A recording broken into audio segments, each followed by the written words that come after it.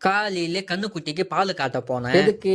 அதோடைய அம்மாக்கு கொஞ்சம் பைத்தியம். ஏன்னா குட்டி போட்டது மறந்துச்சு போல. அது பால் கொடுக்க மாட்டேங்குது. அதனால குட்டியை காப்பாத்தணும்ல.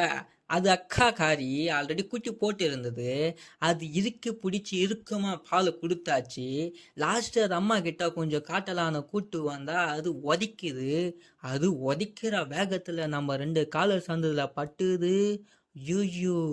கடைசியிலே குட்டி கட்டா போனா பால் குடிக்க என்கிட்ட வருது. ஐயோயோ! என்கிட்ட இல்லன்னு தப்பிச்சு வந்துட்டேன். அப்படியே வீடு வந்து சேர்ந்துட்டேன்.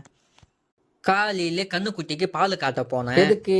அதோடைய அம்மாக்கு கொஞ்சம் பைத்தியம். ஏன்னா குட்டி போட்டது மறந்துச்சு போல. அது பால் கொடுக்க மாட்டேங்குது. அதனால குட்டியை காப்பாத்தணும்ல. அது அக்கா காரி ஆல்ரெடி குட்டி போட்டு இருந்தது.